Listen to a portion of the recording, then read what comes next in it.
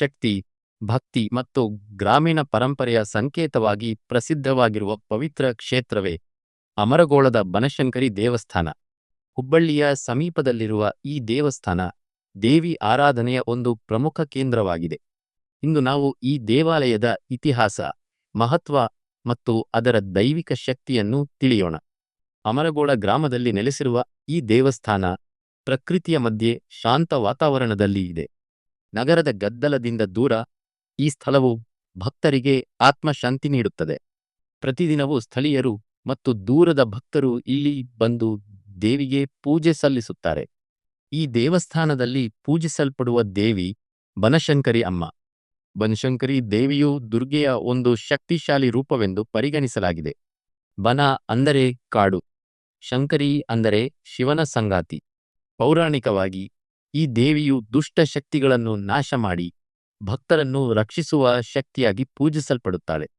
ಗ್ರಾಮೀಣ ಪ್ರದೇಶಗಳಲ್ಲಿ ವಿಶೇಷವಾಗಿ ಈ ದೇವಿಗೆ ಅಪಾರ ಭಕ್ತಿ ಇದೆ. ಈ ದೇವಸ್ಥಾನವು ಸರಳವಾದರೂ ಭಕ್ತಿಯಿಂದ ತುಂಬಿರುವ ರಚನೆಯನ್ನು ಹೊಂದಿದೆ. ಗರ್ಭಗುಡಿ, ದೇವಿಯ ಮೂರ್ತಿ ಸ್ಥಾಪಿತವಾಗಿದೆ. ಮಂಟಪ, ಭಕ್ತರು ಪ್ರಾರ್ಥನೆ ಮಾಡುವ ಸ್ಥಳ. ಪ್ರವೇಶದ್ವಾರ, ಗ್ರಾಮೀಣ ಶೈಲಿಯ ನಿರ್ಮಾಣ. ಇಲ್ಲಿ ಇಲಬರಡ್ ಶಿಲ್ಪಕಲೆಗಿಂತ ಭಕ್ತಿ ಮತ್ತು ಸಂಪ್ರದಾಯಗಳಿಗೆ ಹೆಚ್ಚು ಮಹತ್ವ ನೀಡಲಾಗಿದೆ.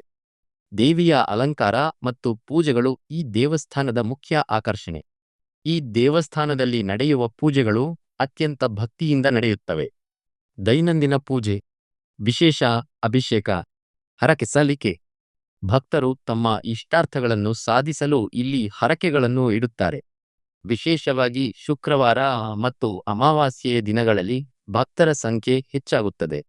ಈ ದೇವಸ್ಥಾನದಲ್ಲಿ ಆಚರಿಸುವ ಪ್ರಮುಖ ಹಬ್ಬಗಳು: ಬನಶಂಕರಿ ಜಾತ್ರೆ, ನವರಾತ್ರಿ ಉತ್ಸವ, ಅಮ್ಮನ ಹಬ್ಬಗಳು. ಈ ಸಂದರ್ಭಗಳಲ್ಲಿ ದೇವಸ್ಥಾನವು ಭಕ್ತಿಯಿಂದ ತುಂಬಿರುತ್ತದೆ.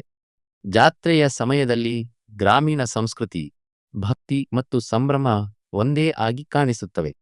ಈ ದೇವಸ್ಥಾನಕ್ಕೆ ಬಂದಾಗ ಭಕ್ತರಲ್ಲಿ ಒಂದು ವಿಶೇಷ ಭಾವನೆ ಮೂಡುತ್ತದೆ. ದೇವಿಯ ಸನ್ನಿಧಿಯಲ್ಲಿ ಭಯ ಮತ್ತು ಚಿಂತೆಗಳು ದೂರವಾಗುತ್ತವೆ ಎಂದು ಭಕ್ತರು ನಂಬುತ್ತಾರೆ. ಇದು ಶಕ್ತಿ ಮತ್ತು ರಕ್ಷಣೆಯ ಸಂಕೇತವಾಗಿದೆ. ಅಮರಗೋಳದ ಬನಶಂಕರಿ ದೇವಸ್ಥಾನವು ಭಕ್ತಿ, ಶಕ್ತಿ ಮತ್ತು ಸಂಪ್ರದಾಯದ ಪ್ರತೀಕ. ಹುಬ್ಬಳ್ಳಿಗೆ ಬಂದಾಗ ಈ ಪವಿತ್ರ ಸ್ಥಳವನ್ನು ತಪ್ಪದೇ ಭೇಟಿ ಮಾಡಿ.